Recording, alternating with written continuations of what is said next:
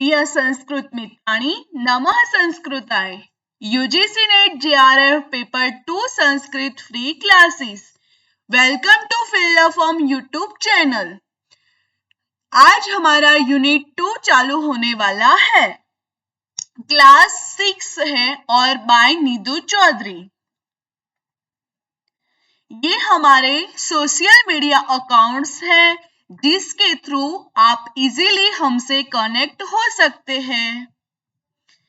ये हमारी एप्लीकेशन है जिसमें free notes, live classes, 5000 plus MCQ plus PYQ, free books जो आपको फ्री ऑफ कॉस्ट इजीली मिल जाएंगे। ये हमारे स्टूडेंट्स के फीडबैक हैं जिसमें आकृति ऋषिवर जी ने लिखा है वेबसाइट पर नोट प्रॉपर क्लास वाइज नहीं मिल रहे हैं।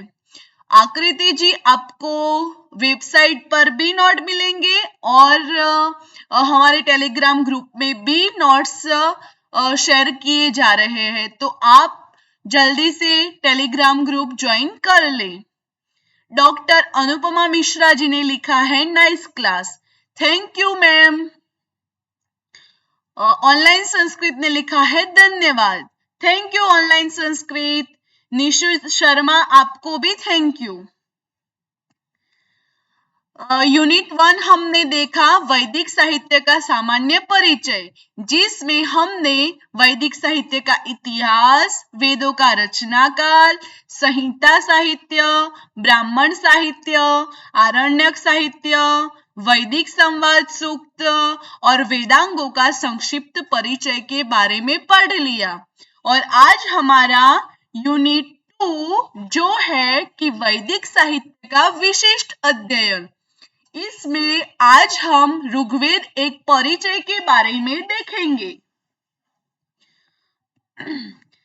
ये हमारा ऋग्वेद का ग्रंथ जो है वो 4 वेदों में से एक वेद जो सर्वप्रथम ग्रंथ ऋग्वेद है। इसमें ये सब आप देख सकते हैं। ऋग्वेद की 19वीं शताब्दी की पांडुलिपि भी आप देख सकते हैं। ग्रंथ का परिमाण, श्लोक संख्या और रचना काल भी आप देख सकते हैं।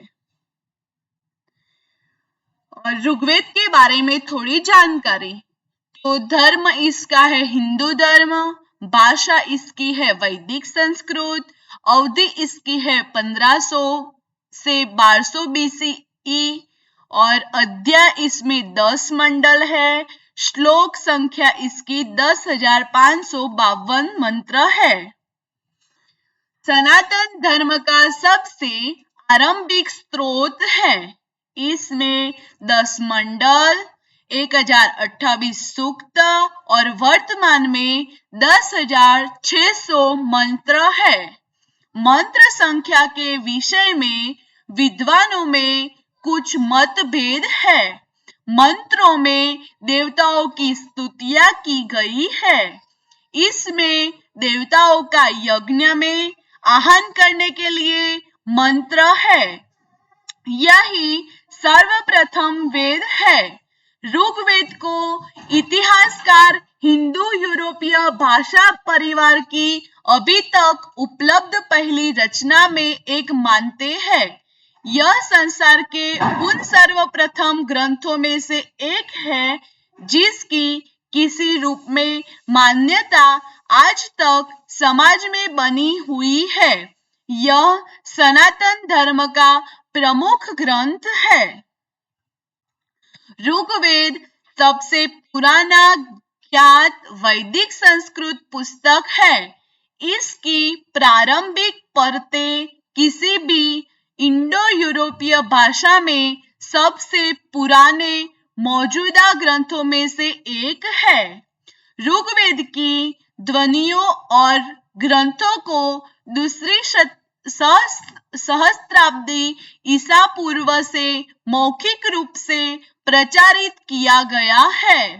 दार्शनिक और भाषाई साक्ष्य इंगित करते हैं कि ऋग्वेद संहिता के थोक की रचना भारतीय उपमहाद्वीप के उत्तर पश्चिमी क्षेत्र में हुई थी, जो कि सबसे अधिक संभावना है 1500 और 1000 ईसा पूर्व 1700 1020 सीई भी दिया गया है। ऋग संहिता में 10 मंडल तथा बालखिल्य सहित 1028 सूक्त है। वेद मंत्रों के समूह को सूक्त कहा जाता है, जिसमें एक देवत्व तथा एकार्थ का ही प्रतिपादन रहता है। ऋग्वेद में ही मृत्यु निवारण त्र्यंबकम मंत्र या मृत्युंजय मंत्र वर्णित है। ऋग्वेदान के अनुसार इस मंत्र के जाप के साथ विधिवत व्रत तथा हवन करने से दीर्घ आयु प्राप्त होती है तथा मृत्यु दूर होकर सब प्रकार का सुख प्राप्त होता है।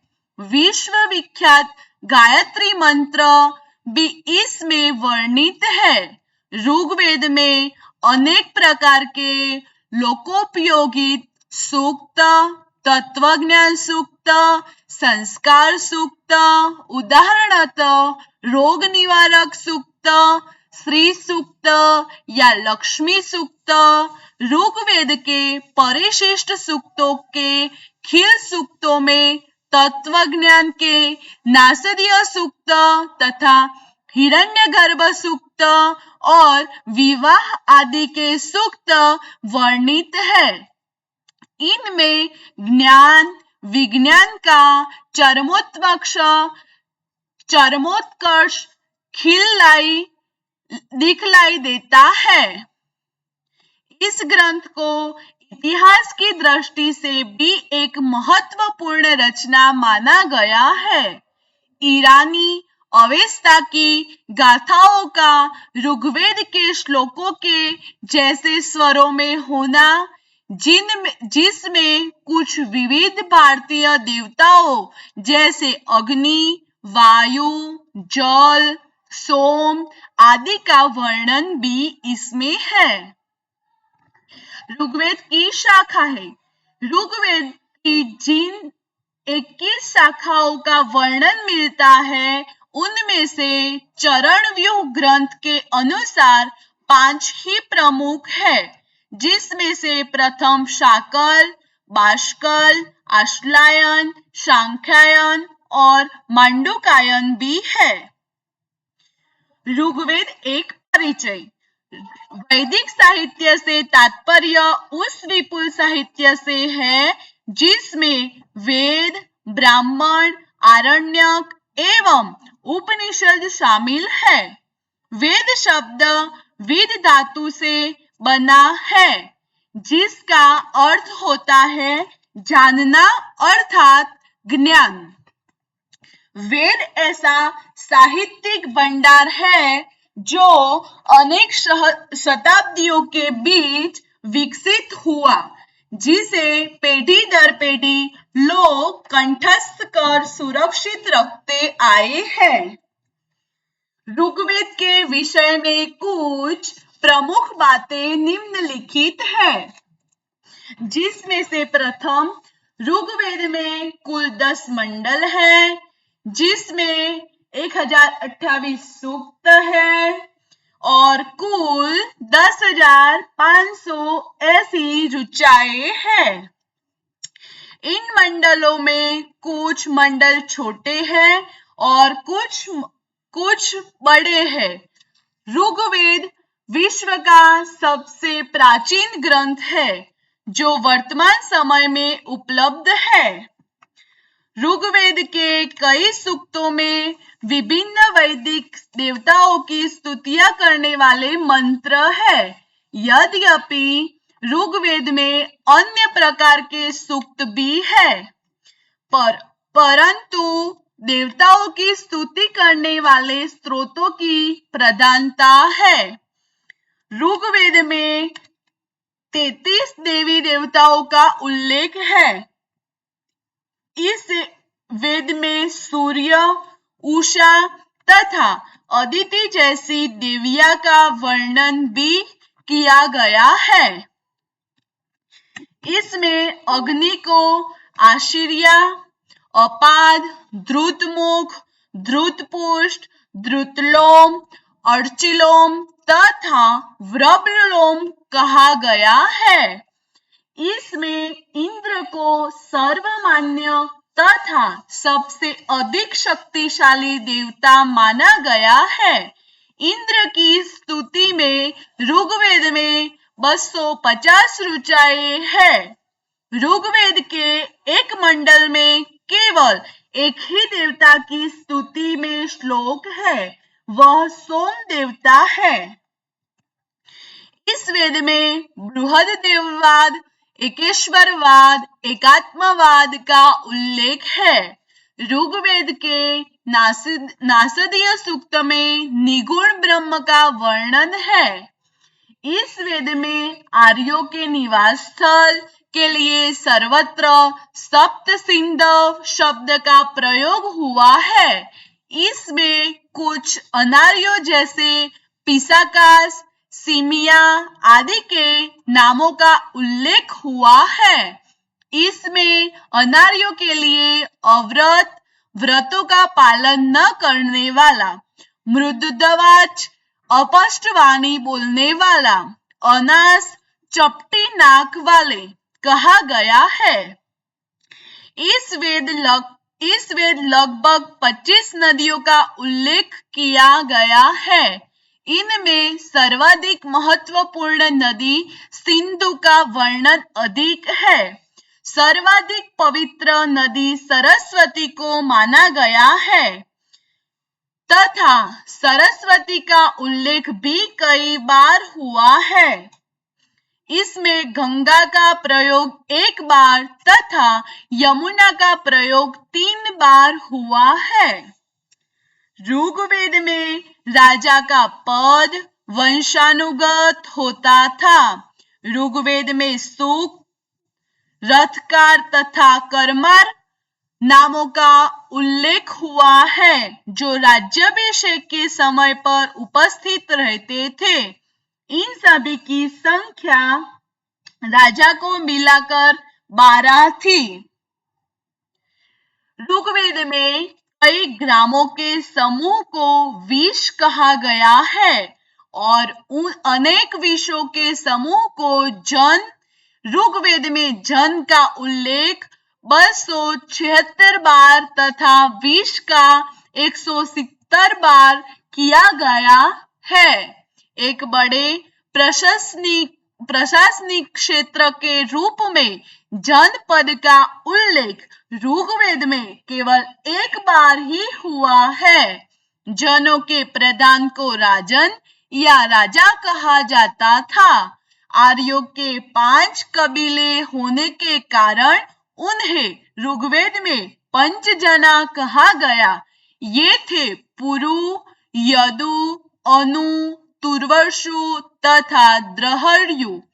विदथ सबसे प्राचीन संस्था थी। इसका ऋग्वेद में 122 बार उल्लेख आया है। समिति का 9 बार तथा सभा का 8 बार उल्लेख आया है। ऋग्वेद में कृषि का उल्लेख 24 बार हुआ है। ऋग्वेद में कपड़े के लिए वस्त्र, वास तथा वसंत शब्द का उल्लेख किया गया है। इस वेद में भिषक को देवता का चिकित्सक कहा गया है। इस वेद में केवल हिमालय पर्वत तथा इसकी एक चोटी मुच्वन का उल्लेख हुआ है। ऋग्वेद में वाय शब्द का प्रयोग जुलाहा तथा ततर शब्द का प्रयोग करदा के अर्थ में हुआ है। ऋग्वेद के 9वें मंडल में सोमरस की प्रशंसा की गई है। ऋग्वेद के 10वें मंडल में पुरुष सूक्त का वर्णन है असतो मा सद्गमय वाक्य ऋग्वेद से लिया गया है। सूर्य सवितु को शब्दोबित गायत्री मंत्र ऋग्वेद में उल्लेखित है। इस वेद में गाय के लिए अहन्या शब्द का प्रयोग किया गया है। ऋग्वेद में ऐसी कन्याओं के उदाहरण मिलते हैं जो दीर्घकाल तक या आजीवन अविवाहित रहती थी। इन कन्याओं को अमाजू कहा जाता था। इस वेद में हिरण्यपिंड का वर्णन किया गया है। इस वेद में तक्षण अथवा त्वष्ट्रा का वर्णन किया गया है। अश्विन का वर्णन भी ऋग्वेद में कई बार हुआ है। अश्विन को नासत्य अश्विन कुमार भी कहा गया है। इस वेद के 7वें मंडल में सुदास तथा 10 राजाओं के मध्य हुए युद्ध का वर्णन किया गया है, जो कि पुरुषनी यानी रावी नदी के तट पर लड़ा गया था। इस युद्ध में सुदास की जीत हुई थी। आपको ये क्लास कैसा लगा? और मैंने अपनी तरफ से पूरी कोशिश की है कि अपने आसान से शब्द में आपको ऋग्वेद एक परिचय आसानी से पढ़ा सकूं। और हमारा नेक्स्ट क्लास का टॉपिक है ऋग्वेद संहिता सूक्त, जिसमें हम सूक्त के बारे में देखेंगे। और वी वांट JRF, ये हमारा लक्ष्य है। और आज का सुविचार है कि स्वीकारने की हिम्मत और सुधरने की नियत हो तो इंसान बहुत आगे जा सकता है। ये हम सब पर लागू होता है, इसीलिए मैंने यहाँ पे रखा है। और आपका फीडबैक हमें जरूर बताएं। आपको ये क्लास कैसा लगा? कमेंट बॉक्स में अपना कमेंट करके नेक्स्ट क्लास में आपका सॉल्यूशन पाए। Thank you for watching this video. Have a nice day. Take care. और ये हमारे अकाउंट्स है जिसके थ्रू आप हमसे इजीली कनेक्ट हो सकते हैं। Thank you.